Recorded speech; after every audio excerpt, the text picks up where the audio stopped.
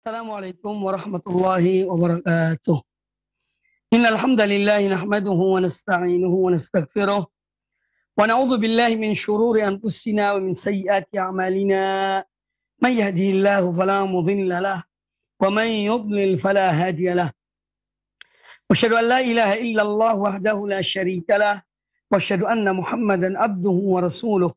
Ya ayyuhalladzina amanu taqullaha haqqa tuqatih ولا تموتن إلا وأنتم مسلمون يا أيها الناس اتقوا ربكم الذي خلقكم من نفس واحدة وخلق منها زوجها وبث منهما رجالا كثيرا ونساء واتقوا الله الذي تساءلون به والأرحام إن الله كان عليكم رقيبا يا أيها الذين آمنوا اتقوا الله وقولوا قولا سديدا يصلح لكم أعمالكم ويغفر لكم ذنوبكم ومن يطع الله ورسوله فقد فاز فوزا عظيما أما بعد فإن أحسن الحديث كتاب الله وخير الهدي هدي محمد صلى الله عليه وآله وسلم وشر الأمور محدثاتها وكل محدثة بدعة وكل بدعة ضلالة وكل ضلالة في النار.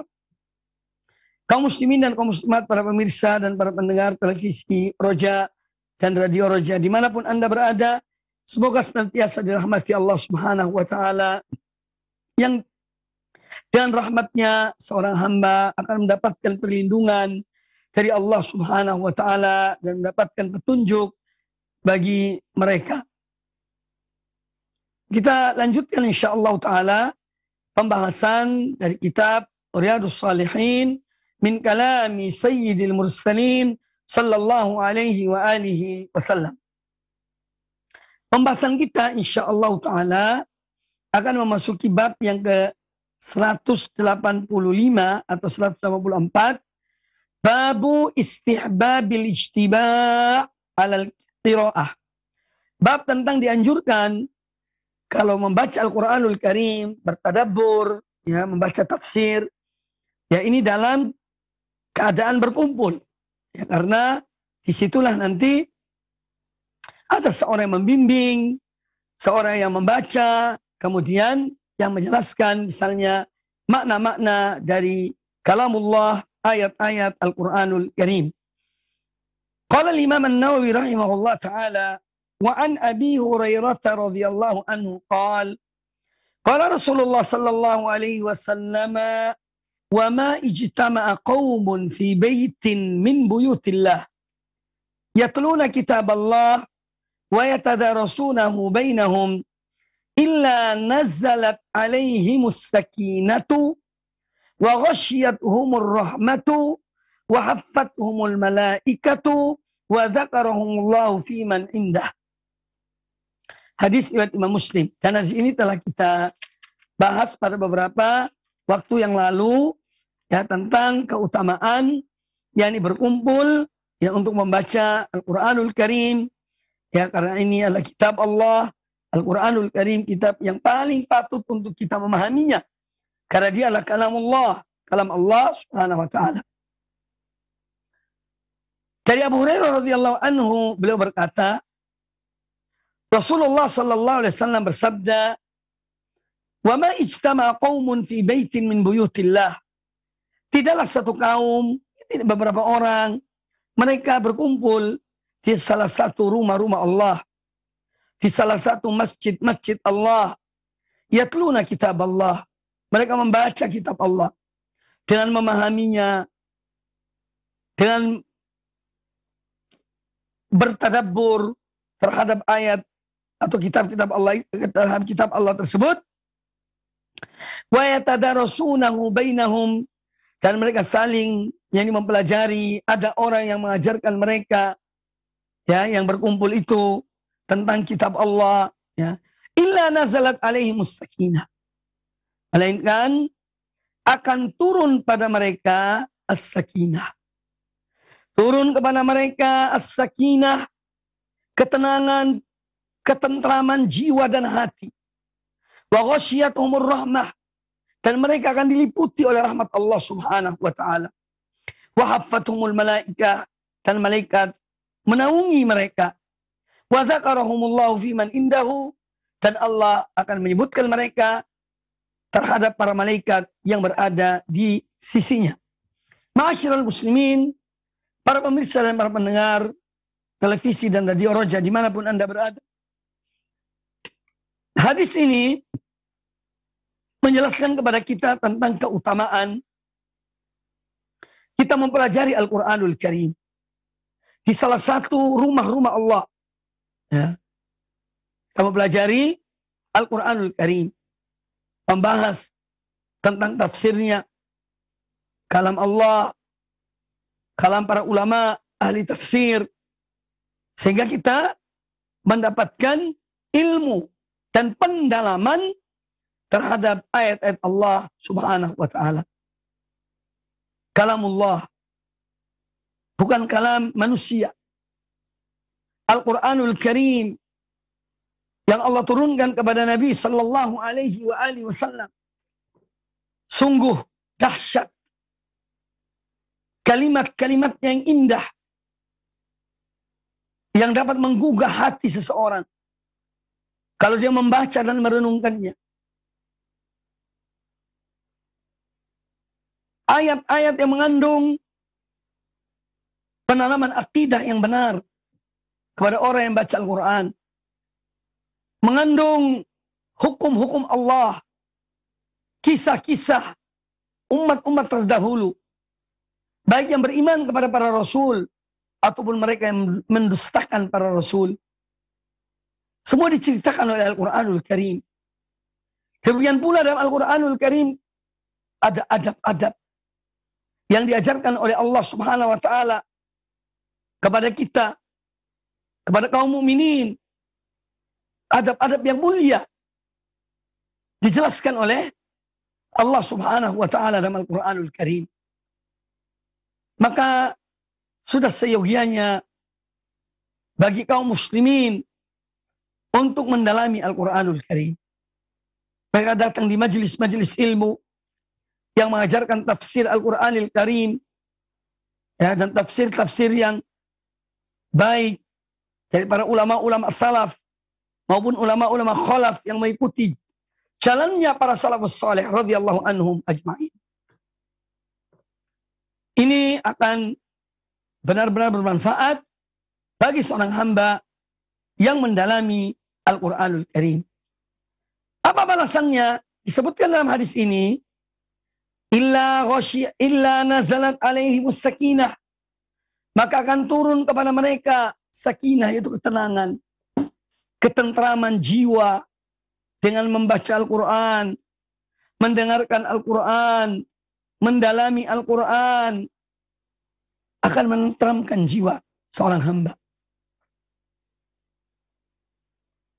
Ini salah satu cara yang disebutkan oleh Nabi Sallallahu Alaihi Wasallam untuk seorang mendapatkan ketenangan dalam dirinya, yaitu dengan mendalami ayat-ayat Al-Quranul Karim. Maka akan turun pada mereka, disebutkan dalam hadis ini, as-sakinah, ketentraman dan ketenangan, ketentraman jiwa dan hati, tidak gelisah dengan berbagai macam gejolak yang ada di muka bumi ini, yang dilihatnya, yang disaksikannya, yang didengarkannya. Maka ketika seorang membaca Al-Quranul Karim, semua itu menjadi hal yang kecil, menjadi tenang dengan membaca dan mendalami Al-Quranul Karim. Wa ghasyiyatuhumur rahmatu, dan rahmat Allah akan meliputi mereka. Meliputi mereka. Orang-orang yang membaca Al-Quranul Karim dan mempelajari Al-Quranul Karim akan dirahmati oleh Allah Azza wa Jalla. Akan meliputi mereka rahmat Allah Subhanahu wa ta'ala. Wa haffathumul malaikah, dan para malaikat menaungi mereka. Subhanallah. Alangkah indahnya orang-orang yang hadir di majlis yang mulia, yang membacakan ayat-ayat Al-Quranul Karim, mendalami makna dan kandungannya, mengamalkan isi perintah-perintah dan menjauhi larangan-larangannya. Kemudian tidak hanya itu. Bagi mereka yang duduk di majelis ilmu, yang mengajarkan Al-Quranul Karim untuk mendalaminya dan memahaminya. Wa dzakarahumullahu fiman indahu. Dan Allah menyebutkan perorangan yang ada yang hadir di majelis tersebut. Fulan bin Fulan, Fulan bin Fulan. Allah menyebutkan pada para malaikat yang ada di sisinya. Bahwa Fulan bin Fulan hadir di majelis ini. Dia mendengar Al-Quranul Karim. Dia mempelajari Al-Quranul Karim. Atau dia mengajarkan Al-Quranul Karim. Maka ini satu hal yang luar biasa. Ya. Ketika kita mendalami Al-Quranul Karim. Kemudian dengan duduk di majelis ilmu. Seperti yang disebutkan dalam hadis ini. Juga akan bisa bertanya. Orang yang kurang paham, dia bertanya kepada orang yang paham. Lain halnya kalau seorang baca sendiri. Kadang-kadang ada hal-hal yang mungkin dia kurang paham. Dia mau bertanya kepada siapa? Tetapi kalau dia hadir di majelis ilmu, maka dia akan memberikan, dia akan bisa mengambil manfaat. Dia bisa bertanya kepada orang yang mengajarkannya ketika ada hal yang kurang dipahami atau yang tidak dipahaminya. Dia bisa bertanya. Kemudian majelis itu majelis yang penuh dengan barokah. Ya, sebagaimana disebutkan dalam hadis ini. Ketentraman dalam diri seorang di majelis ilmu, rahmat Allah yang meliputi mereka, para malaikat yang hadir di tengah-tengah mereka. Ya. Kemudian mereka disebutkan oleh Allah Subhanahu wa taala di para malaikat yang ada di sisi Allah Azza wa Jalla. Maka dari itu hadis ini menjelaskan kepada kita tentang dianjurkannya menuntut ilmu. Menuntut ilmu pada orang-orang yang berilmu. Yang dengan ikhlas menginginkan kebaikan bagi seseorang. Maka diajarkan ilmu itu. Orang yang mukhlis karena Allah mengajarkan ilmu. Kita datangi majelisnya. Kemudian bahwasanya ilmu yang paling patut untuk kita pelajari, untuk kita dalami adalah kalamullah, kitab Allah, Al-Quranul Karim. La raiba fih. Kitab yang tidak ada keraguan padanya. Yaitu Al-Quranul Karim. Kemudian juga hadis ini menjelaskan pada kita bahwa salah satu cara untuk seorang itu bisa menjaga ilmunya adalah dengan tadarus, saling menyimak, saling mendengar satu dan yang lainnya. Maka insya Allah ilmu itu akan lebih mampu untuk dipahaminya. Ya. Kemudian pemahaman yang diarahkan oleh seorang guru, ya, ini akan mengarahkan kepada pemahaman yang benar. Jika guru itu benar akidahnya, benar niatnya, ya. Karena kadang-kadang ada orang yang mengalihkan pemahaman satu ayat atau satu hadis atau perkataan ulama kepada pemahaman dirinya atau kemauan hawa nafsunya. Naudzubillah min dzalik. Ya. Sehingga nanti di situ terjadi pencemaran. Ya. Apa yang dimaksud oleh Allah dan Rasulnya atau oleh para ulama, ya, dialihkan kepada pemahaman pribadi atau hawa nafsu yang diinginkannya. Naudzubillah min dzalik. Ini termasuk kecurangan. Curang dalam mengajarkan ilmu. Ini namanya ghish. Namanya ghish. Ya. Dan ghish tidak dibenarkan dalam Islam. Kemudian hadis ini juga menjelaskan kepada kita bahwa majelis ilmu ini memiliki kedudukan yang tersendiri. Banyak majelis di dunia ini. Ya, ada majelis ngopi, ada majelis ngobrol, ya, ada majelis nggak tahu apa, macam-macam. Nah, majelis yang paling mulia adalah majelis ilmu. Yang di sana diajarkan kitabullah, diajarkan Al-Quranul Karim, diajarkan hadis-hadis Nabi SAW, diajarkan kitab-kitab para ulama yang bermanfaat bagi diri kita dan bagi orang lain yang hadir di majelis tersebut. Maka dari itu, majelis-majelis ilmu itu dihadiri oleh para malaikat. Ya, karena memuliakan orang-orang yang berilmu dan yang mengajarkan ilmu. Dan yang terpenting dalam mengajarkan ilmu adalah keikhlasan. Ikhlas karena Allah. Ingin menolong agama Allah dan agama Rasulnya sallallahu alaihi wasallam. Ini terpenting dalam mengajarkan ilmu. Kalau tidak ikhlas, kesian. Percuma. Ya. Ilmunya tidak berkah. Tetapi kalau seorang mengajarkan ilmu karena Allah Subhanahu wa taala, dia menginginkan kebaikan untuk dirinya. Raf'ul jahli an nafsihi wa raf'ul jahli an ghairihi. Dia ingin agar kejahilan terangkat dari dirinya. Dan dia mengajarkan ilmu itu, kejahilan terangkat dari orang lain. Ini akan bermanfaat. Akan bermanfaat. Tetapi ketika niat-niat sudah rusak, niat-niat sudah tidak lagi karena Allah Ta'ala, tetapi karena selain Allah, maka keberkatan ilmu itu akan hilang. Keberkatan ilmu itu akan lenyap. Ya. Mungkin bermanfaat bagi orang lain, tetapi tidak bermanfaat bagi dirinya. Naudzubillahi min dzalik. Kemudian di sini juga menjelaskan kepada kita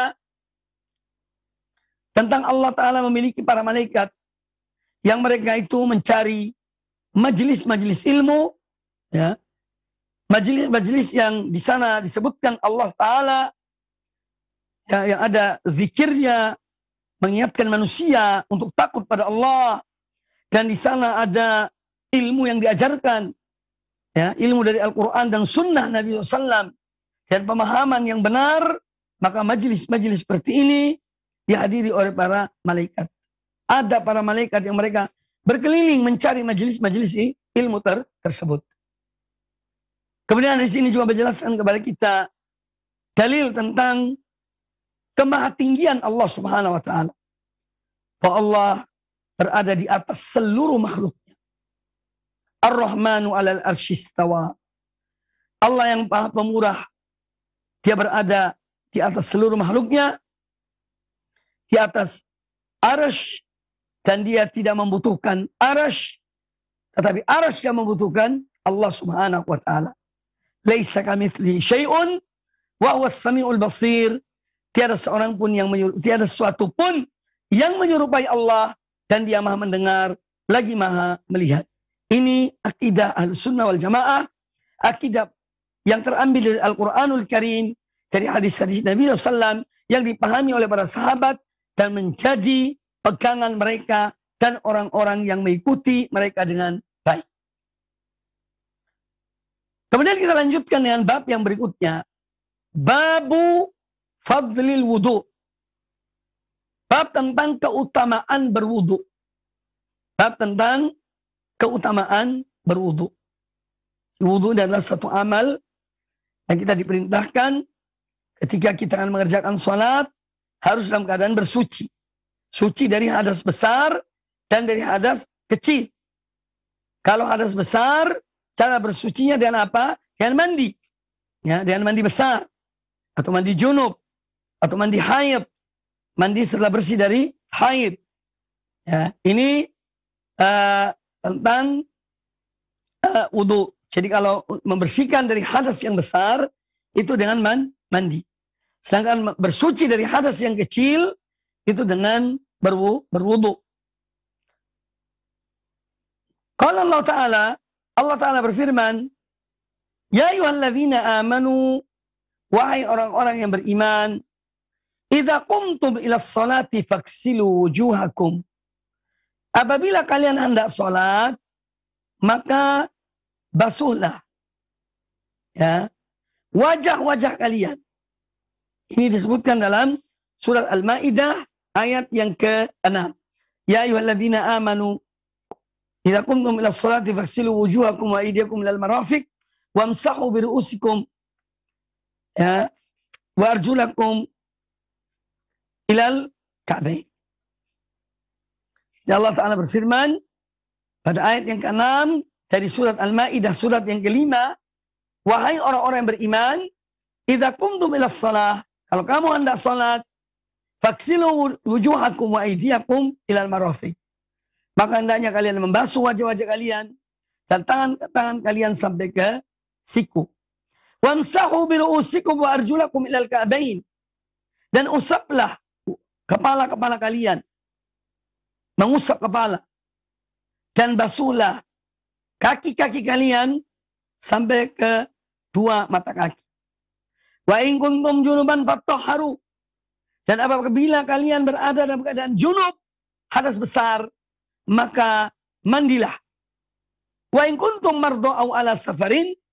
Dan apabila kalian dalam keadaan sakit atau berada dalam perjalanan, wajah au jaa ahadun minkum minal ghaiti, atau salah seorang di antara kalian selesai buang air, au lamastumun nisa, atau kalian mengumpuli wanita, falam tajidu ma'an, kemudian kalian tidak mendapatkan air, fatayammamu sha'idan thayyiba, maka bertayamumlah kalian dengan debu yang suci, yang bersih.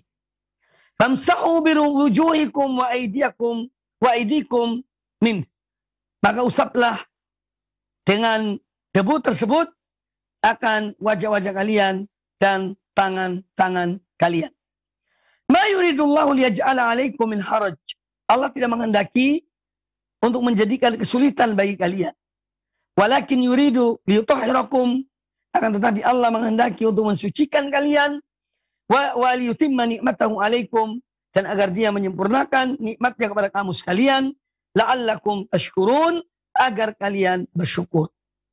Jadi Allah menyempurnakan iman, nikmat pada seorang hamba adalah untuk dia bersyukur kepada Allah Subhanahu wa ta'ala. Nah, di dalam ayat ini, ayat ke-6 dari surah Al-Maidah, ya'muru, bahwa Allah Ta'ala memerintahkan pada hamba-hambanya yang beriman ketika mereka akan sholat, ya, untuk mereka berwudu. Dan berwudu ini tata caranya telah dijelaskan oleh Nabi Shallallahu Alaihi Wasallam. Ya. Beliau mengajarkan bagaimana cara berwudu. Ya. Bagaimana cara berwudu. Dan berwudu itu bagi orang yang hadas kecil. Sedangkan mandi bagi orang yang hadas besar. Kemudian Allah memberikan kemudahan kepada umat ini. Apabila mereka karena alasan-alasan tertentu, kemudian mereka misalnya tidak mendapatkan air, atau mungkin karena sakit, ya, yang mencegah dia dari menggunakan air, ya, untuk baik itu untuk mandi atau untuk wudu, maka dibolehkan dengan tayamum. Wudu digantikan dengan tayamum. Nah, ini telah diperincikan oleh Nabi Sallallahu Alaihi Wasallam, ya, dengan sebaik-baiknya. Beliau memberikan contoh bagaimana berwudu, bagaimana mandi junub, ya, bagaimana dalam hadis Utsman bin Affan misalnya, atau yang lainnya dari para sahabat-sahabat yang mengajarkan tentang bagaimana seorang mengerjakan wudu atau mandi dengan sempurna. Adapun hadis-hadis yang dibawakan oleh Imam An-Nawawi rahimahullah ta'ala dalam bab ini, kata beliau, wa an Abi Hurairah radhiyallahu anhu qala, dan dari Abu Hurairah radhiyallahu anhu beliau berkata, sami'tu Rasulullah sallallahu alaihi wasallam yaqul, aku mendengar Rasulullah sallallahu alaihi wasallam bersabda, inna ummati yud'auna yaumal qiyamati ghurran muhajjalina min athari al-wudu. Faman istata'a minkum an yutila hurratahu falyaf'al. Hadis ini hadis muttafaqun alaih, dikeluarkan oleh Imam Bukhari dan Imam Muslim di dalam Sahih Bukhari dan Sahih Muslim. Ma'asyiral muslimin rahimakumullah, para pemirsa dan para pendengar, semoga dirahmati Allah Ta'ala.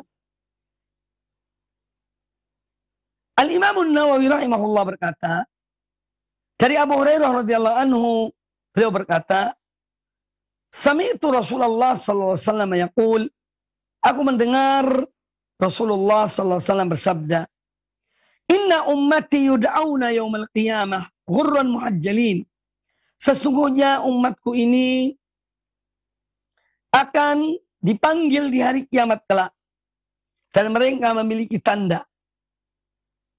Tanda yang pertama ghurran, ada tanda di kening-kening mereka. Ya. Muhajjalin, juga ada tanda pada kaki dan tangan mereka.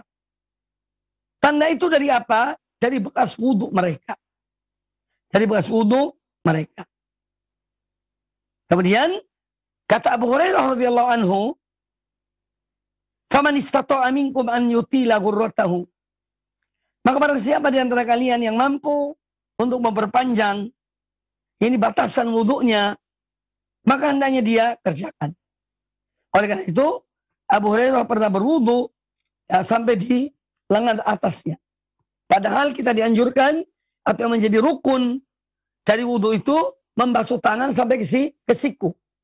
Tetapi beliau radhiyallahu anhu, jadi membasuh tangannya sampai ke lengan atasnya.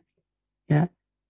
Karena beliau yang disebutkan dalam hadis ini, perkataan beliau, barang siapa yang mampu memanjangkan, ya, yang bakal menjadi cahaya yang menerangi dia di hari kiamat kelak, hendaknya dia lakukan. Baik, hadis ini menjelaskan kepada kita tentang keutamaan umat Muhammad sallallahu alaihi wasallam. Jadi umat ini memiliki keutamaan. Mereka memiliki ciri, ya, di hari kiamat kelak, di saat manusia dibangkitkan oleh Allah Ta'ala, dari yang pertama sampai yang terakhir, dibangkitkan oleh Allah Subhanahu wa Ta'ala, bercampur taur satu dengan yang lainnya. Maka umat Nabi Sallallahu Alaihi Wasallam itu ada tanda tersendiri, ada cirinya mereka. Cirinya mereka adalah cahaya yang menerangi atau yang terpancar dari anggota-anggota wudhu mereka. Ya, disebutkan di sini dari kening mereka dan dari dua kaki dan dua tangan mereka karena bekas wudhu mereka ketika di dunia. Dari situlah akan diketahui oleh Nabi alaihissalam bahwa itu adalah umat beliau. Bahwa itu adalah umat beliau. Nah, maka kita bersyukur pada Allah Azza wa Jalla, kita menjadi salah seorang di antara umat Nabi SAW, dan mudah-mudahan ya kita senantiasa diberikan oleh Allah Ta'ala istiqamah agar tetap di atas iman dan Islam, tetap di atas tauhid dan di atas sunnah Nabi SAW. Kita mengikuti orang-orang yang soleh, ya, yang mendahului kita dari kalangan sahabat, tabi'in, dan orang-orang yang mengikuti mereka dengan baik. Ini yang kita selalu mohon kepada Allah Subhanahu Wa Ta'ala, yaitu istiqamah. Karena hati manusia semuanya berada di tangan Allah Subhanahu wa Ta'ala. Allah membolak-balik hati seorang sesuai dengan kehendaknya. Nah, oleh karena itu, sudah seyogyanya seorang muslim terus memohon pada Allah Ta'ala doa agar Allah memberikan kepada istiqamah, ketetapan iman dan Islam sampai akhir dari hidupnya, sampai hembusan nafasnya yang terakhir. Kita mohon pada Allah Ta'ala agar ditetapkan iman kita, Islam kita, ya, sampai kita meninggalkan dunia ini. Maka dari itu kita melihat doa-doa baik dalam Al-Quranul Karim maupun di dalam hadis-hadis Nabi Sallallahu Alaihi Wasallam, yaitu yang dalam doa-doa tersebut memohon pada Allah Ta'ala ketetapan di atas agama Allah, ketetapan di atas petunjuk Allah sampai akhir hidup seorang hamba. Di antaranya disebut dalam Al-Quranul Karim pada surat Ali Imran, doa para ulul albab. Mereka memohon pada Allah Ta'ala dalam doa mereka. Rabbana, wahai Rabb kami, wahai Tuhan kami, la tuzigh qulubana ba'da idh hadaitana. Janganlah engkau bengkokkan hati kami, engkau palingkan hati kami setelah engkau memberi petunjuk kepadanya. Ya. Jangan sampai melenceng kepada kesesatan, kepada kekufuran. Naudzubillah min dzalik. Rabbana la tuzigh qulubana ba'da idh hadaitana. Wahai Rabb kami, wahai Tuhan kami, janganlah engkau palingkan, engkau bengkokkan hati kami setelah engkau beri petunjuk pada kami. Artinya mohon untuk apa? Tetap di atas petunjuk Allah sampai mati. Wahab lana min ladunka rahmah innaka antal wahhab. Dan anugerahkanlah kepada kami, berikanlah kepada kami, yaitu rahmatmu, ya. Innaka antal wahhab, sesungguhnya engkaulah yang maha pemberi. Nah, ini menunjukkan bahwa rahmat Allah terbesar kepada seorang hamba adalah istiqomah di atas petunjuk Allah sampai meninggalkan dunia ini. Makanya pada akhir doa tersebut mereka berkata, ya, Rabbana la tuzigh qulubana ba'da idh hadaitana wa hab lana min ladunka rahmah innaka antal wahhab. Dan anugerahkanlah kepada kami dari sisimu rahmat.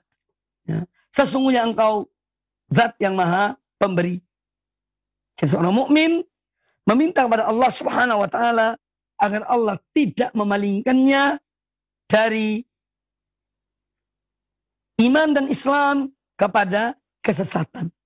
Supaya dia tetap istiqomah sampai akhir hidupnya di atas agama Allah, di atas tauhid kalimat la ilaha illallah. Ya. Sebagaimana sabda Nabi sallallahu alaihi wasallam, "Man kana akhiru kalamihi la ilaha illallah, dakhala al-jannah." Barang siapa yang akhir ucapannya meninggalkan dunia ini, dia mengucapkan la ilaha illallah, maka dia akan masuk surga. Ya.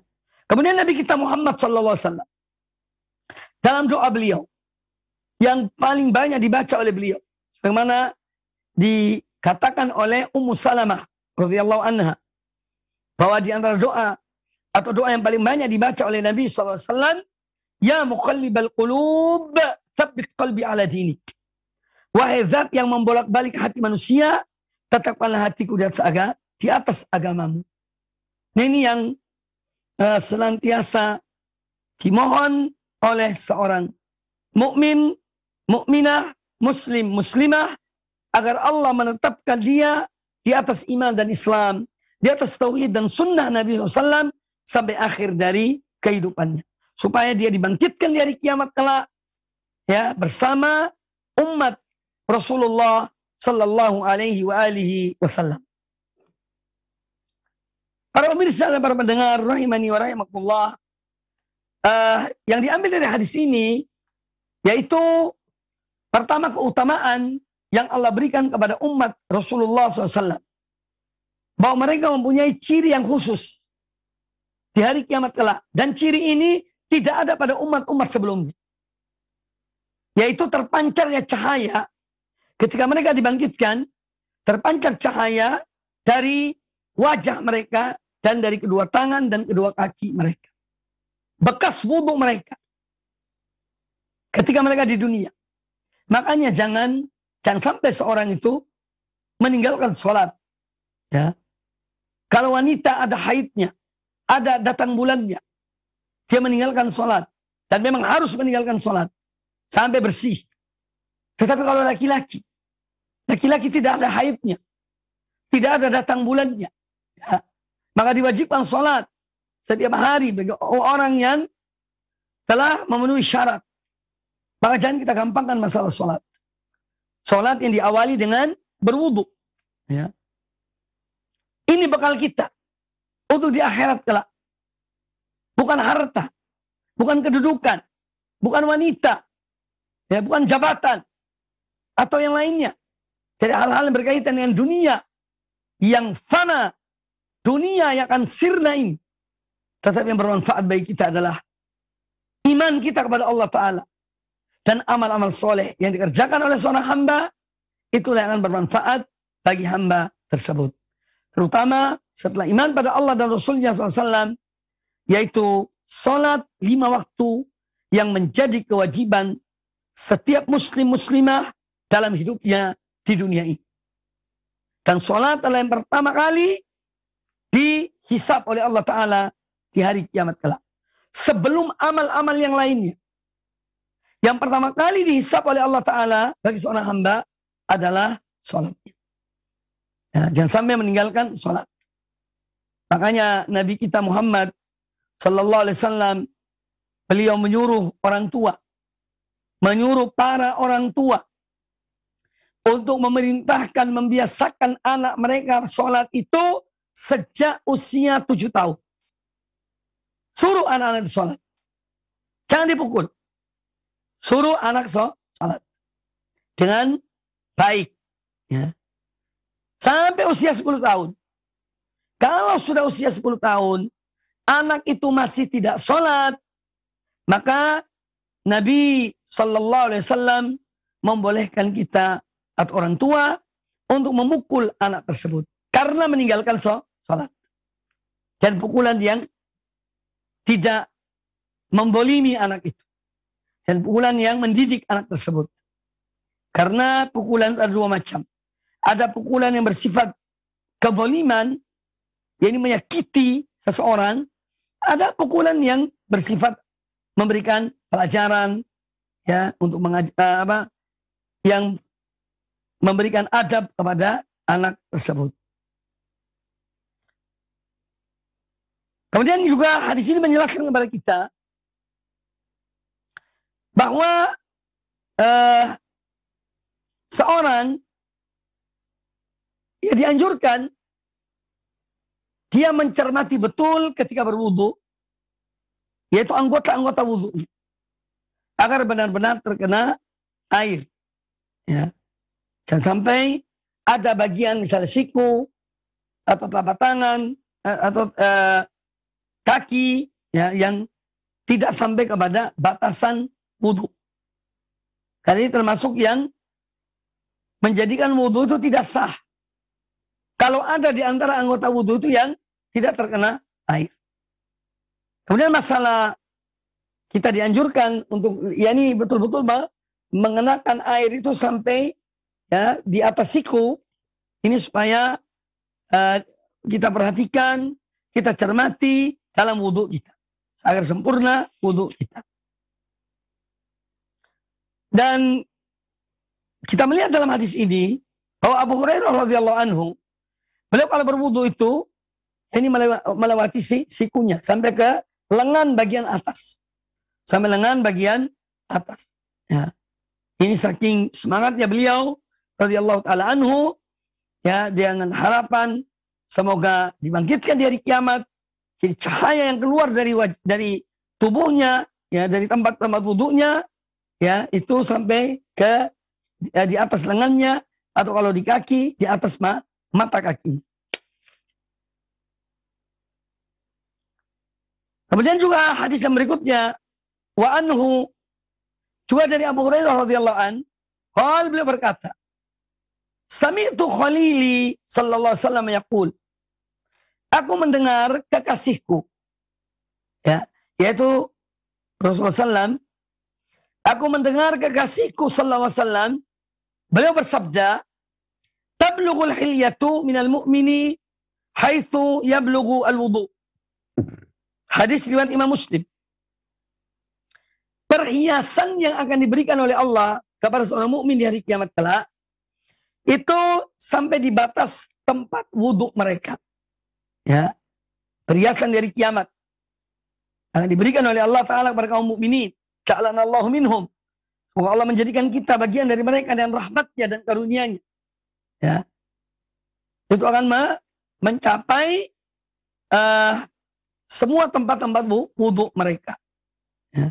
Perhiasan di hari kiamat tidak sama dengan di dunia ini. Ya.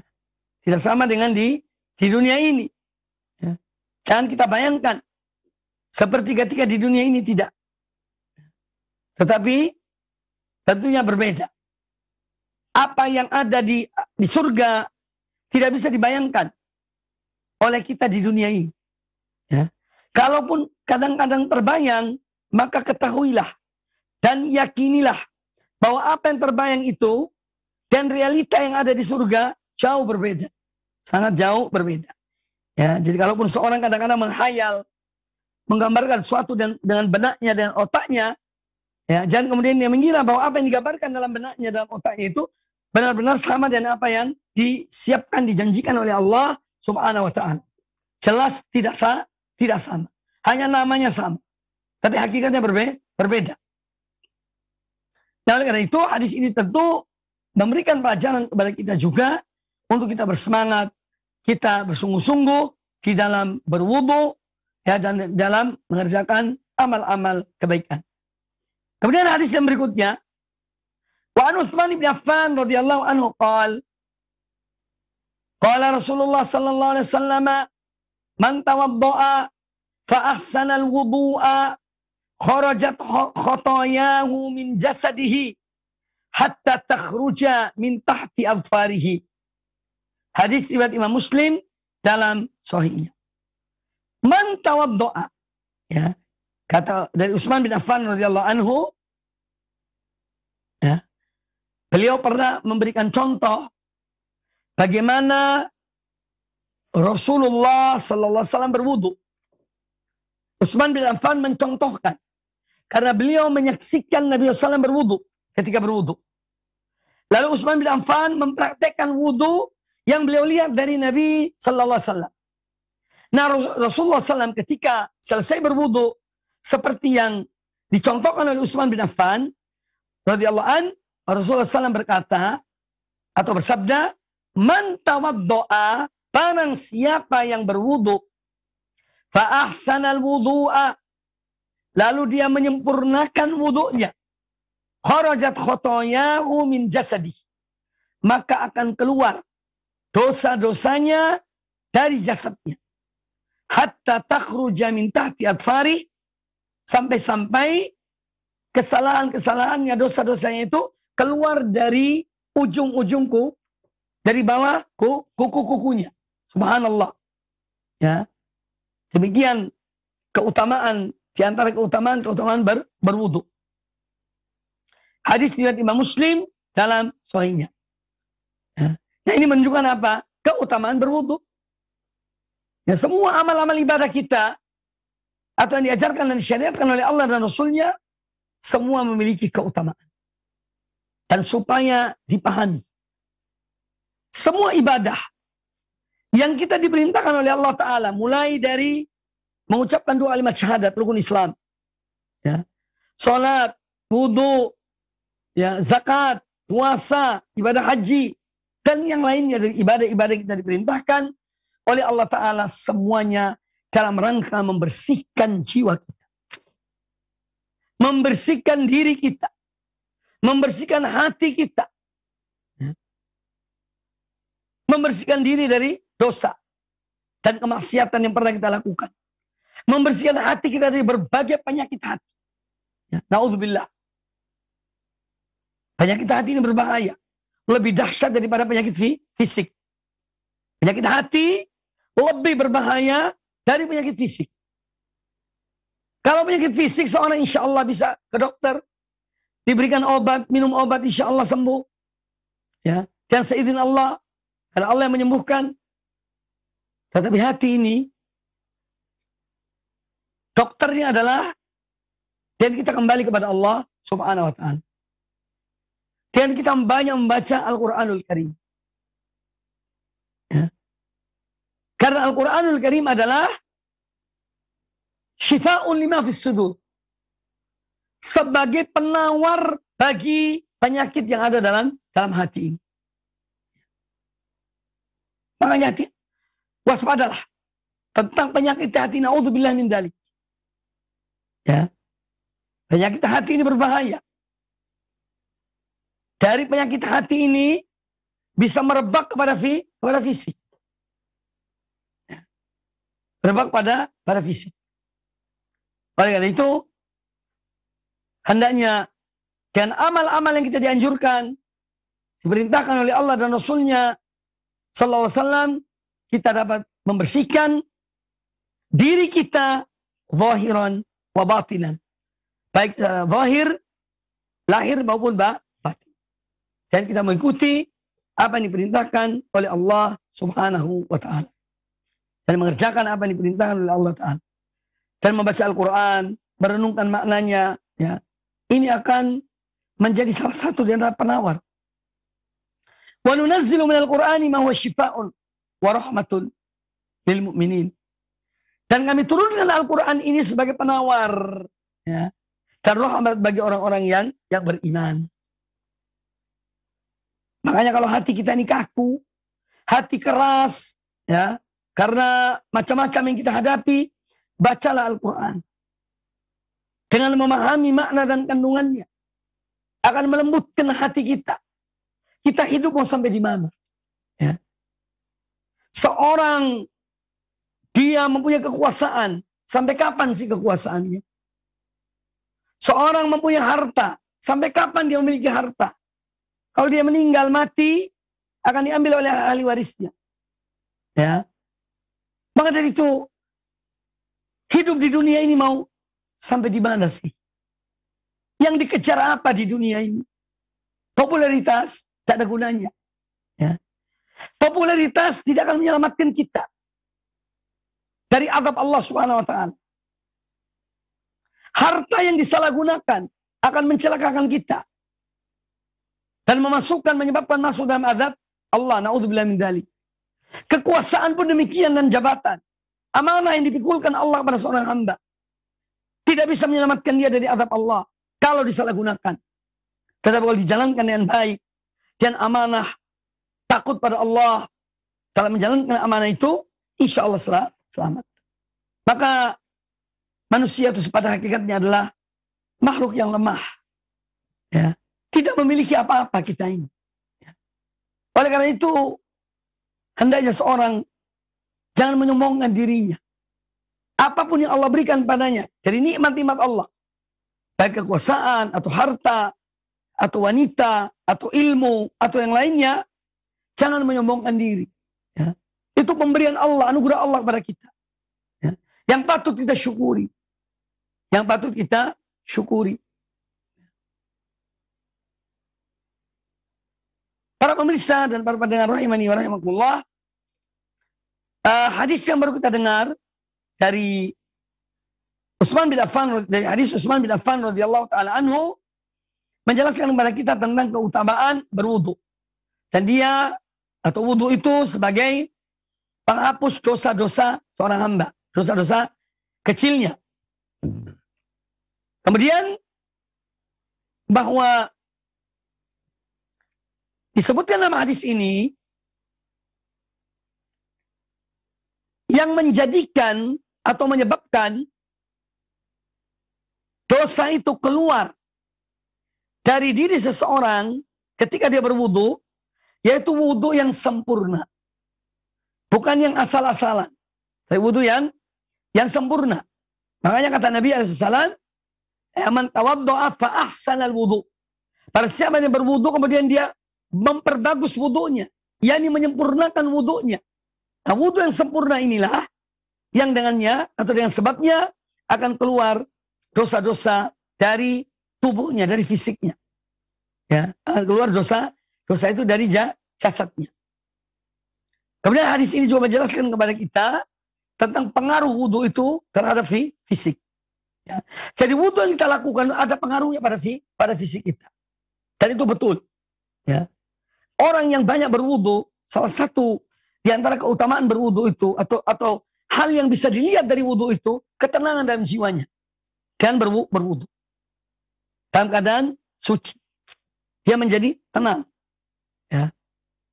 Belum lagi fadilah-fadilah yang lainnya. Ya, dia selalu merasa dalam keadaan bersuci. Makanya dianjurkan bagi seorang mukmin untuk menjaga wudunya. Ya, artinya selalu dalam keadaan berwudu. Ya, itu dianjurkan. Walaupun tidak harus. Tapi dianjurkan seorang muslim ya atau seorang mukmin untuk menjaga wudunya. Kemudian hadis yang berikutnya. Wa anhu, juga dari Utsman bin Affan radhiyallahu anhu, beliau berkata, Ra'aitu Rasulullah sallallahu alaihi wasallam tawaddu'a mithla wudu'i hada. Aku pernah melihat Rasulullah sallallahu alaihi wasallam berwudu seperti wuduku ini. Ya. Tsumma qala, kemudian Nabi SAW bersabda setelah berwudu, man tawaddu'a hakadha. Barang siapa yang berwudu seperti wuduku ini, ghufira lahu ma taqaddama min dambihi, maka akan diampuni dosanya yang terdahulu. Wa kanat salatuhu wa masyuhu ilal masjidi nafilatan. Dan adalah salatnya dan jalannya ke masjid itu sebagai nafilah, sebagai tambahan, sebagai ziyadah bagi orang yang berwudu dengan sempurna tersebut. Nah, hadis ini Imam Muslim menjelaskan kepada kita tentang sama hadis yang sebelumnya, yaitu apa? Bahwa wudu adalah sebagai min mukaffiratid dzunub. Bahwa wudu salah satu di antara penghapus dosa. Wudu adalah salah satu amalan yang dengannya menghapus dosa seorang. Maka dari itu, kalau seorang berwudu itu hendaknya dia niatkan karena Allah. Niat karena Allah ketika berwudu. Jangan sekedar untuk biar dingin lah, biar adem. Ya. Aku kepanasan sekarang ini. Supaya dingin, aku pergi wudu. Maka sesuai niatnya. Innamal amal bin niat. Kalau niatnya untuk mendinginkan sebagian dari tubuhnya, maka itu yang didapatinya. Tetapi kalau seorang berwudu, niat karena Allah Ta'ala, inilah yang bermanfaat. Yang dengannya akan gugur dosa-dosanya. Akan gugur dosa-dosanya. Jadi wudu adalah sebagai salah satu dari penghapus dosa. Kemudian yang harus dipahami juga bahwa wudu yang dengannya terhapus dosa seorang adalah wudu yang sempurna sesuai dengan apa yang dicontohkan oleh Rasulullah sallallahu alaihi wasallam. Jadi wudu yang sempurna atau wudu yang dengannya seorang terhapus dosanya atau dosa-dosanya adalah wudu yang dilakukan sesuai dengan apa yang dicontohkan oleh Rasulullah sallallahu alaihi wasallam. Kemudian di sini juga menjelaskan kepada kita tentang karunia Allah Ta'ala. Ya. Allah Maha Pengasih Penyayang pada hamba-hambanya, terutama kepada umat Muhammad sallallahu alaihi wasallam. Allah berikan pada mereka amalan-amalan atau syariatkan pada mereka amalan-amalan ya, yang dengan amalan-amalan itu Allah menambah, meninggikan derajat mereka, menghapus dosa-dosa mereka. Maka falillahil hamdu awwalan wa akhiran, hanya milik Allah segala pujian. Semua sanjungan dan pujian hanya milik Allah Subhanahu wa ta'ala. Nikmat Allah kepada umat ini luar biasa. Ya. Nikmat yang luar biasa.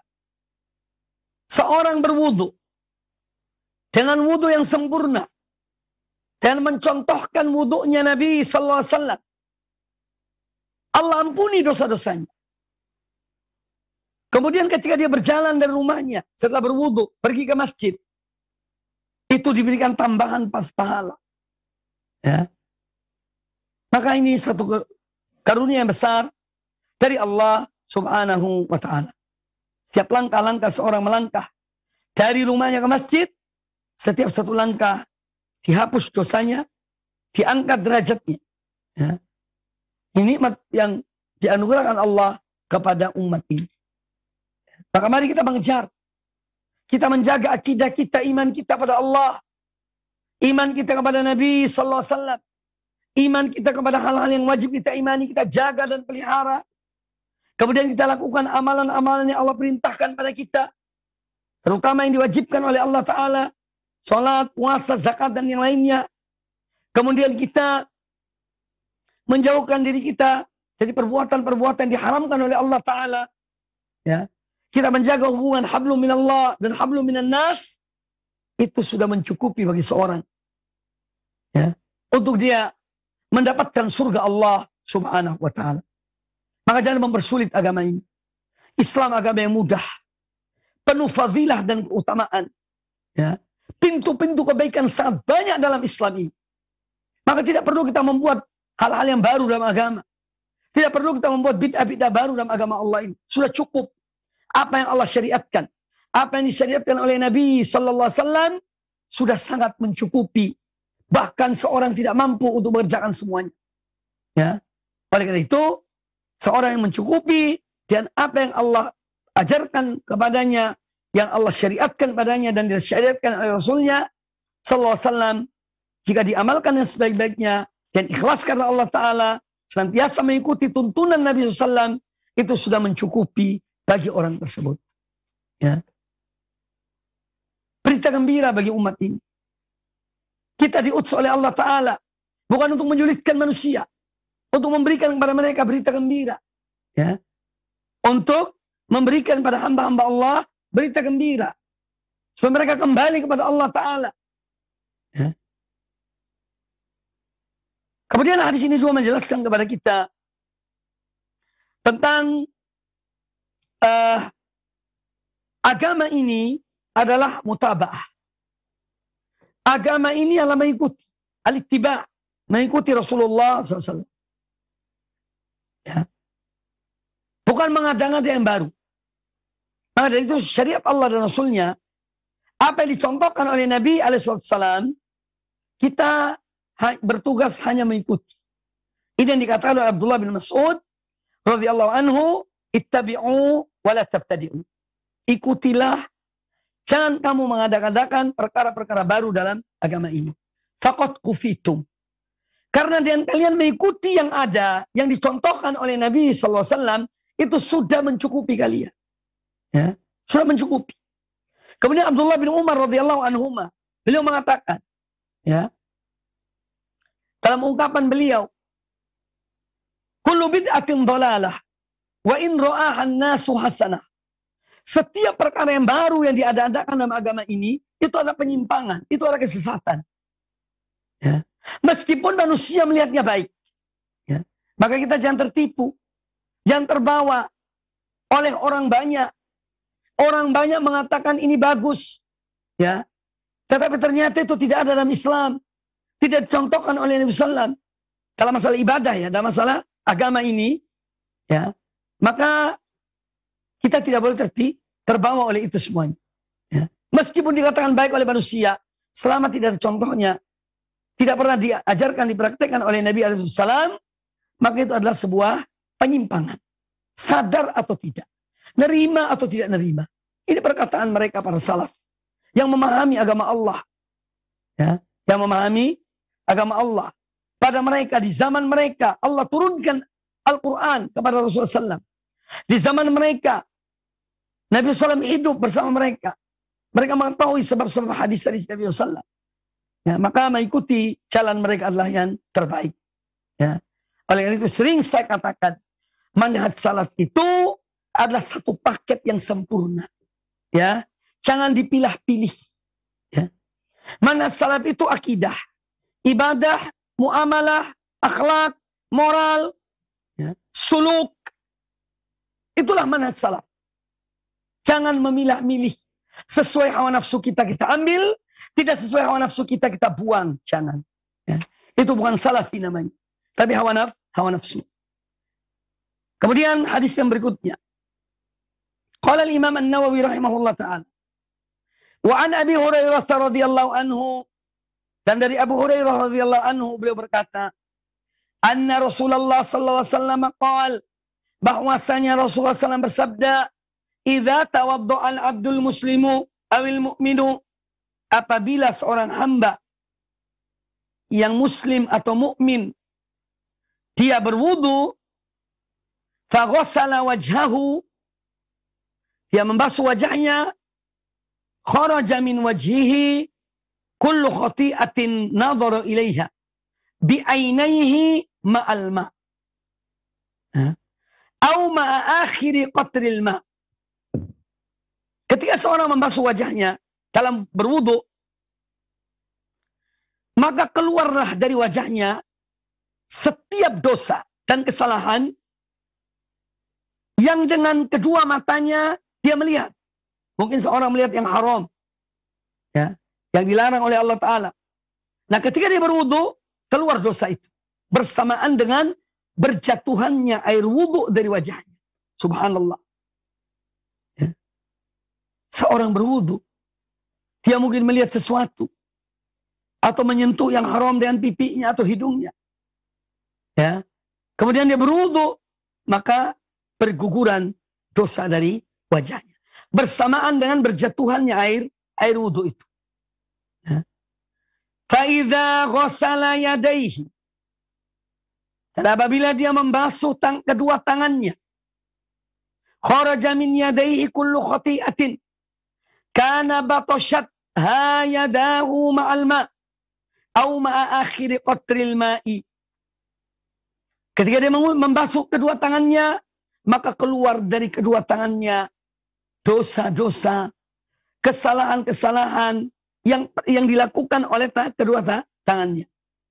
Keluarnya itu bersamaan dengan berjatuhannya air wudhu, atau dengan berjatuhannya air terakhir dari tetesan wudhu yang terjatuh dari kedua tangannya. Fa'idha ghasala rijlaihi, dan apabila dia membasuh kedua kakinya, kharajat kullu khati'atin masyatha rijlahu, maka keluarlah, ya, setiap dosa yang dilakukan oleh kakinya ketika dia berjalan. Ya. Keluarnya dosa itu bersamaan dengan berjatuhannya air wudhu. Au ma akhiri qatril ma, atau dengan terakhirnya tetesan air wudhu itu.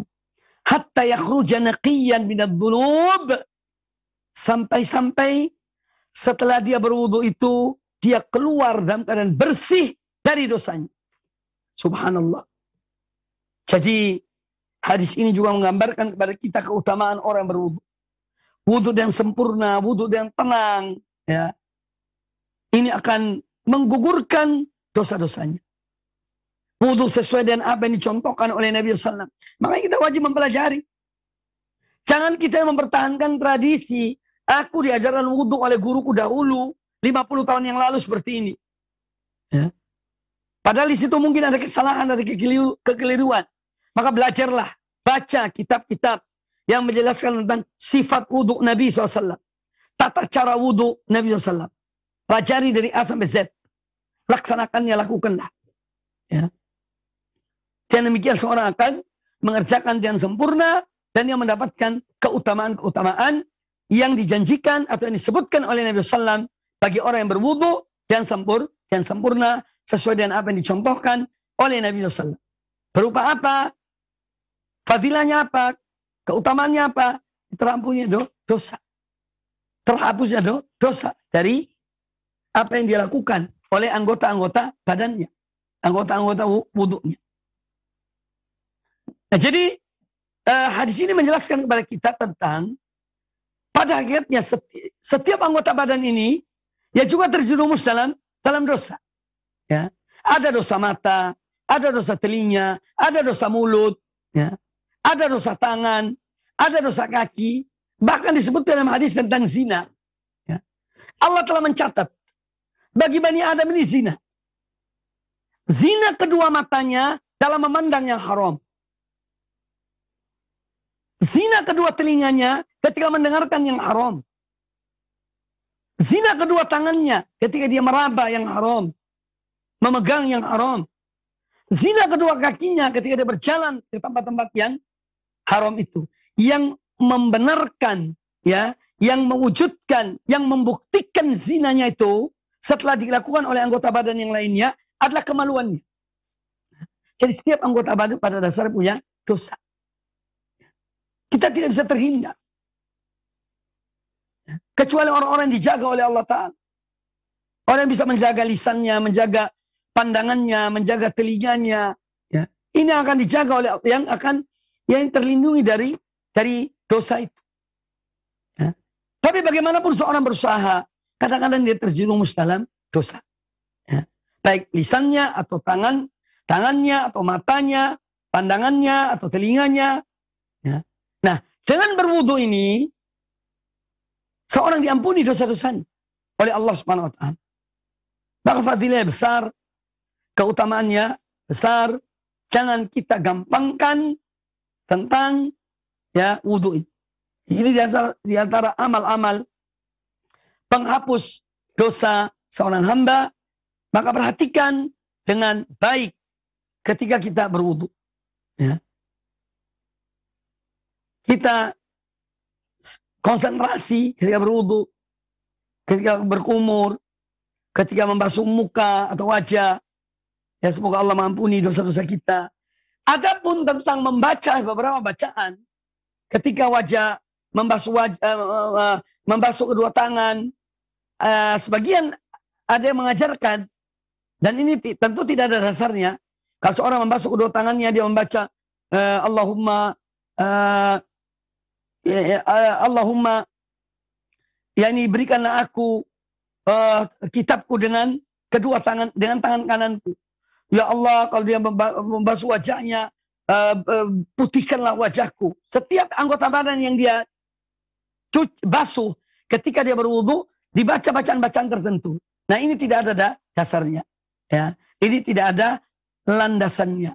Ya, intinya seorang berwudu sesuai dengan apa yang dicontohkan oleh Nabi Sallallahu Alaihi Wasallam. Kemudian hadis yang terakhir. Hadis yang terakhir dalam pertemuan ini, satu hadis lagi. Wa anhu, juga dari Abu Hurairah radhiyallahu anhu. Beliau berkata, anna Rasulullah sallallahu alaihi wasallam ata al-maqbarata faqala. Bahwasanya Rasulullah SAW pernah datang ke sebuah kuburan atau ke kuburan Baqi al-Maqbarah. Faqal, beliau berkata, Assalamualaikum dara qaumin mu'minin. Semoga salam sejahtera untuk kalian, para penghuni perkampungan orang-orang yang beriman ini. Wa inna insyaallahu bikum lahiqun. Dan kami insyaallah akan bertemu dengan kalian.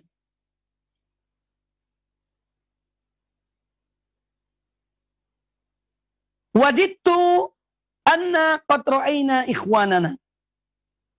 Kata beliau sallallahu alaihi wasallam, aku ini ingin ya kalau melihat saudara-saudara kami. Qalu, para sahabat bertanya, awalasna ikhwanaka ya Rasulullah? Bukankah kami ini adalah saudara-saudaramu wahai Rasulullah? Qal, kata beliau, antum ashabi. Kalian adalah sahabat-sahabatku. Jadi Nabi alaihissalam mengatakan, aku berharap atau aku menginginkan ya kalau melihat saudara-saudara kami. Para sahabat mengatakan, lah kami ini siapa ya Rasulullah? Bukankah kami ini saudara-saudaramu? Kata beliau, tidak. Kalian ini adalah ashabi. Qal antum ashabi. Kalian adalah sahabat-sahabatku. Wa ikhwanuna alladzina lam ya'tu ba'du. Sedangkan saudara-saudara kami adalah orang-orang yang belum datang. Yang mereka akan datang kemudian. Bukan kalian. Tapi akan lahir kemudian. Qalu kaifa ta'rifu man lam ya'ti. Man lam ya'ti ba'du min ummatika ya Rasulullah. Para sahabat bertanya, wahai Rasulullah, bagaimana engkau mengenal ya mereka orang-orang yang belum ada saat ini?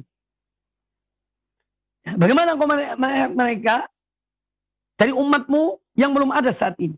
Wahai Rasulullah. Faqal, maka beliau bersabda sallallahu alaihi wasallam, ara'aita law anna rajulan lahu khailun ghurrun muhajjalah. Bagaimana pandangan kalian seandainya seorang dia mempunyai seekor kuda yang mana kuda itu memiliki tanda. Ya. Apa tanda kuda itu? ada putih di keningnya. Ya. Kemudian ada juga misalnya tanda yang warna yang berbeda di ujung-ujung kaki-kakinya. Baina dhuhrai khayli. Duhmin buhmin. Kuda yang hitam. Kemudian ada warna lain pada kening kuda tersebut dan pada kaki kuda itu. Kuda warna hitam. Tapi ada warna putih misalnya di keningnya dan di kaki-kakinya. Ala ya'rif khailahu? Bukankah orang yang memiliki kuda itu, dia tahu bahwa itu adalah kudanya? Karena ada tandanya. Qalu bala ya Rasulullah. Kata para sahabat, iya benar ya Rasulullah. Orang itu pasti akan mengenal kudanya. Karena ada tandanya. Kata Nabi sallallahu alaihi wasallam, fa innahum ya'tuna ghurran muhajjalina minal wudu. Sesungguhnya mereka, yakni orang-orang yang akan datang, yang aku belum bertemu dengan mereka dari umatku ini, mereka nanti akan datang di hari kiamat kelak dengan tanda-tanda yang ada pada tubuh mereka dari bekas wudu. Yaitu ada tanda cahaya di wajah-wajah mereka dan pada kaki dan tangan mereka. Wa ana faratuhum alal haud, dan aku nanti yang akan mendahului, akan menunggu mereka di telaga, yang di telaga Nabi sallallahu alaihi wasallam. Hadis riwayat Imam Muslim, dikeluarkan oleh Imam Muslim dalam Sahihnya. Para pemirsa dan para pendengar rahimani wa rahimakumullah. Di dalam hadis ini Nabi sallallahu alaihi wasallam mengajarkan kepada para sahabat dan kepada kita semuanya tentang ziarah kubur. Ya. Beliau ziarah ke Al-Baqi untuk mendoakan mereka. Orang-orang yang telah meninggal yang dikuburkan di Al-Baqi. Karena ziarah kubur itu akan melunakkan hati. Seorang mengingat kematian. Ya. Bahkan Al-Imam Al-Qurtubi, ya, Al-Imam Al-Qurtubi itu beliau menyebutkan, ya, tentang seorang kalau ingin, ketika seorang merasa hatinya keras, ya, hendaknya dia ziarah ke kubur untuk melunakkan hatinya. Dengan dia niat supaya Allah melunakkan hatinya. Karena mengingat kematian itu akan melembutkan hati. Hati-hati yang keras akan lembut dengan mengingat akan kematian. Maka dari itu Nabi SAW, beliau juga ziarah kubur. Kalau dulu beliau melarang, nahaitu man ziyaratil kubur ala fazuruha. Dulu aku pernah melarang kalian ziarah kubur ketika lemah, iman mereka lemah. Maka sekarang ketika akidah mereka sudah kuat, Nabi SAW menyuruh untuk ziarah kubur agar mengingat akan kematian. Kemudian beliau mengajarkan pada kita juga, ya, dalam hadis ini, salam ketika masuk ke kuburan, ya, ke pekarangan kubur. Ketika masuk, kita dianjurkan mengucapkan salam. Assalamualaikum dar qaumin mu'minin wa inna insyaallahu bikum lahiqun. Ini salah satu dari bacaan atau salam ketika kita ziarah kubur atau ketika kita menghantar jenazah, ketika masuk kubur kita ucapkan salam kepada yakni orang-orang yang telah meninggal yang dikuburkan di tempat tersebut. Ada bacaan yang lain juga yang lebih panjang dari ini. Assalamualaikum ahlal kubur atau ahlal diyar minal mu'minin wal muslimin wa yarhamullahu al-mustaqdimina minal mustakhirin. Nas'alullah lana walakumul afiyah. Wa inna insyaallah bikum lahiqun. Jadi ada beberapa redaksi salam ketika masuk atau ziarah kubur. Salah satu disebutkan di sini yang ringkas, yang pendek. Assalamualaikum dar qaumin mu'minin wa inna insyaallahu bikum lahiqun. Salam sejahtera semoga atas kalian wahai penghuni perkampungan orang-orang beriman ini. Ya. Wa inna insyaallah bikum lahiqun, dan kami insyaallah akan bertemu dengan kalian. Saya ingin menguraikan dan menjelaskan makna perkataan insyaallah. Dan insyaallah kami bertemu dengan kalian. Ya. Mungkin ada yang bertanya, kok pakai kata insyaallah? Padahal setiap orang itu mati pasti mati. Mati itu sudah sesuatu yang pasti. Hanya saja kapan waktunya wallahu a'lam. Ya. Tapi kullu nafsin dha'iqatul maut. Setiap yang bernyawa pasti akan merasakan kematian. Nah, mengapa kok insyaallah? Yang harus dipahami di sini, seorang ketika dia hidup itu, sebelum dia mati, kita ini tidak tahu. Kita mati sebagai orang mukmin, orang muslim, atau na'udzubillah min dzalik, di akhir hidup kita, na'udzubillah, murtad, keluar dari Islam. Tidak tahu. Makanya dikatakan di sini insyaallah. Dan kami insyaallah akan bertemu dengan kalian.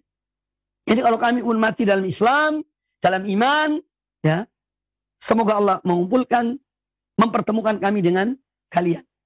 Kami akan menyusul kalian. Ya. Jadi dalam rangka apa? Seorang berharap, berdoa pada Allah Ta'ala, semoga dia pun mati dalam keadaan iman, dalam keadaan Islam, sebagaimana mereka yang sudah meninggal dalam iman dan Islam, insya Allah, ya, mereka dikuburkan di pemakaman kaum mukminin, kaum muslimin. Ya. Ini kaitan juga dengan doa yang kita bacakan tadi. Ya, kita berharap mohon pada Allah Ta'ala supaya husnul khotimah. Kita mati dalam keadaan baik, dalam keadaan Islam dan iman. Mati dalam keadaan bertauhid pada Allah. Ya. Dan mati dalam keadaan mengikuti sunnah Nabi SAW. Itu husnul khotimah. Jangan sampai na'udzubillah min dzalik mati dalam kekufuran, mati dalam penyimpangan, mati dalam kesesatan, na'udzubillah. Ya, na'udzubillahi min dzalik. Kemudian di sini menjelaskan kepada kita cintanya Nabi SAW kepada umat beliau. Sampai beliau mengatakan waditu aku dia Allah, aku ingin, aku senang, aku cinta untuk bertemu dengan saudara-saudara. Ya. Ini membuktikan kecintaan beliau. Tidak hanya kepada para sahabat beliau, tapi juga umat beliau yang akan datang sesudah beliau meninggal dunia ini. Maka tidak ada orang yang lebih mencintai umatnya seperti Nabi SAW mencintai umat beliau. Ya. Sallallahu alaihi wasallam. Jadi membuktikan tentang kecintaan Nabi SAW kepada umat beliau. Dan beliau selalu ingin kebaikan bagi mereka. Makanya tidak ada jalan kebaikan kecuali telah disampaikan oleh beliau. Sallallahu alaihi wasallam. Tidak ada pula jalan keburukan kecuali diingatkan oleh Nabi SAW. Supaya mereka selamat dari keburukan itu. Ya. Kemudian di sini ada perbedaan antara sahabat dengan saudara. Artinya sahabat-sahabat Nabi SAW itu yang hidup bersama beliau. Makanya ada definisi sahabat. Didefinisikan oleh para ulama. Ulama-ulama hadis. Siapa sahabat itu? As-sahabiyyu kullu man laqiya an-nabiyya sallallahu alaihi wa alihi wasallam wa amana bihi wa mata alal iman atau alal Islam. Sahabat itu adalah setiap orang yang bertemu dengan Nabi Sallallahu Alaihi Wasallam walaupun hanya sebentar. Kemudian dia beriman kepada beliau Sallallahu Alaihi Wasallam dan dia mati dalam keadaan beriman kepada Allah dan Rasulnya dalam keadaan Islam. Ini sahabat. Ya. Ini yang namanya sahabat Nabi SAW.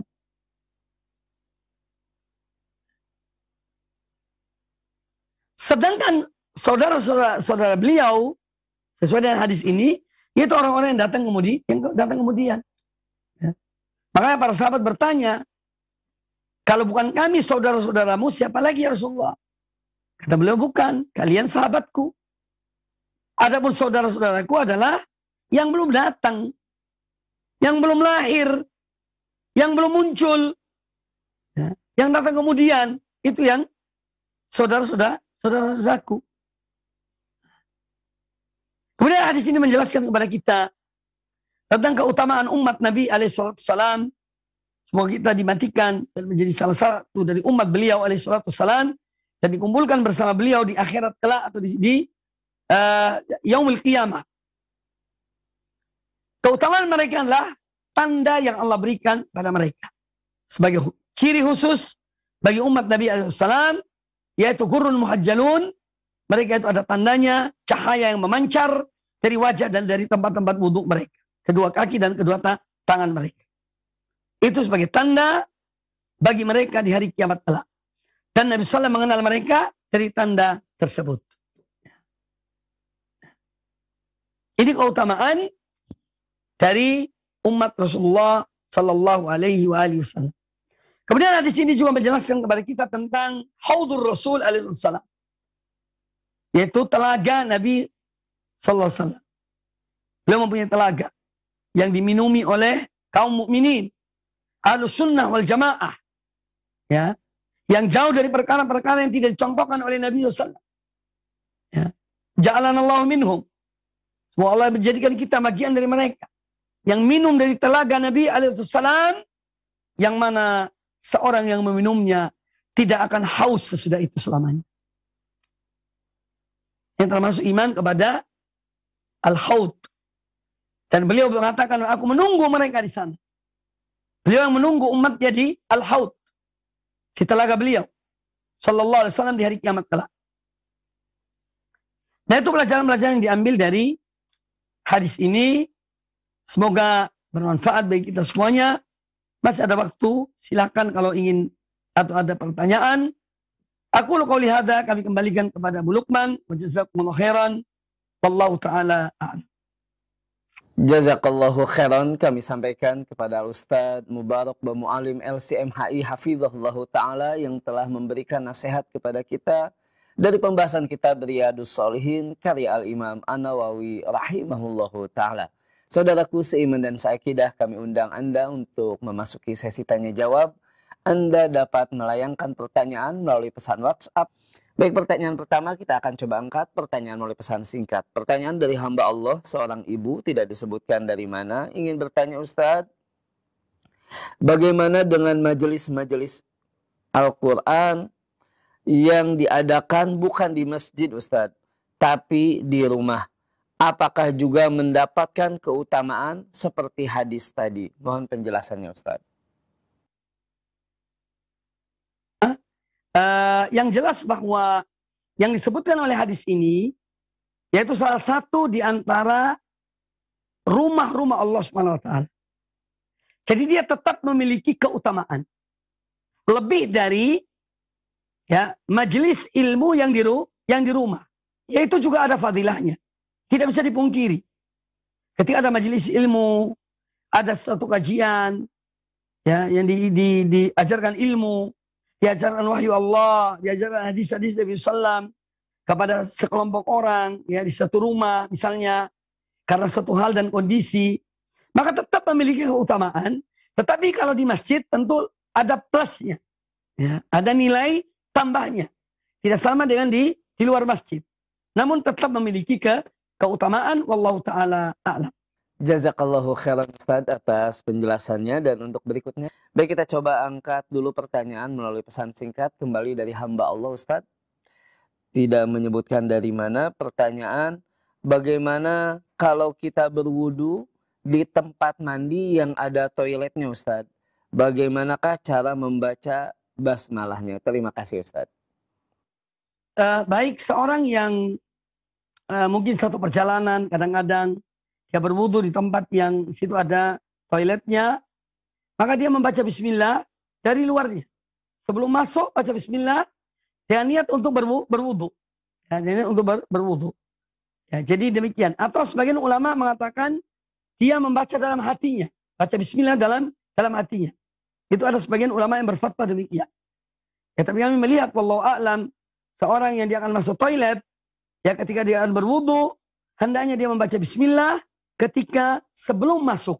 Ya masih depan pintu, baca bismillah, kemudian masuk berwudu. Itu yang juga kami praktekkan ketika dalam perjalanan. Ya akan berwudu misalnya, saya membaca bismillah ketika di luar pintu toilet. Wallahu a'lam. Tafadhol Ustaz untuk ikhtitam dari apa? Baik kaum muslimin dan kaum muslimat rahimani wa rahimakumullah. Alhamdulillah, semoga apa yang disampaikan bermanfaat bagi kita semuanya. Himbauan saya pada kesempatan yang baik ini, mari kita mengisi hidup kita ini dengan hal-hal yang bermanfaat. Ya. Sebagaimana disabdakan oleh Nabi SAW, min khairi islamil mar'i tarkuhu ma la ya'ni. Ya. Termasuk pemahaman yang benar dari seorang muslim, ya, min husni islamil mar'i tarkuhu ma la ya'ni. Min husni islamil mar'i tarkuhu ma la ya'ni. Salah satu tanda baiknya pemahaman seorang pada Islam, baiknya perbuatan orang terhadap Islam, yaitu dengan dia meninggalkan hal-hal yang tidak bermanfaat bagi. Oleh itu kepada para pemirsa, kaum muslimin dan kaum muslimat, mari manfaatkan waktu kita secara maksimal untuk hal-hal yang bermanfaat bagi kita. Tinggalkan hal-hal yang tidak bermanfaat bagi kita. Ya, karena ada banyak hal-hal yang tidak bermanfaat. Habis waktu kita untuk hal-hal yang tidak bermanfaat. Tinggalkan itu semuanya. Konsentrasi di hal-hal yang bermanfaat bagi kita. Kita, yang umur kita terbatas. Kita tidak tahu kapan ajal kita itu datang. Maka kesempatan, waktu, peluang, dan apa yang Allah berikan pada kita dari nikmat-nikmat itu manfaatkan dengan sebaik-baiknya. Jangan menghabiskan umur kita hanya untuk hal-hal yang tidak ada gunanya di dunia dan tidak bermanfaat di akhirat. Ini pesan saya terakhir. Semoga bermanfaat bagi kita semuanya. Aqulu qouli hadza wa jazakumullahu khairan. Kami aturkan ucapan terima kasih kepada semua yang telah mengikuti dan baik. Semoga bermanfaat. Dan semoga kita selalu diberi oleh Allah Ta'ala ilmu yang bermanfaat dan amal yang soleh. Serta istiqamah di atas jalan yang hak. Sampai akhir dari kehidupan kita ini, di dunia ini. Aqulu qouli hadza subhanakallah wa bihamdika. Asyhadu an la ilaha illa anta astaghfiruka wa atubu ilaik. Wa sallallahu wa sallam wa barak ala nabiyyina wa ala alihi wa sahbihi ajma'in. Assalamualaikum warahmatullahi wabarakatuh.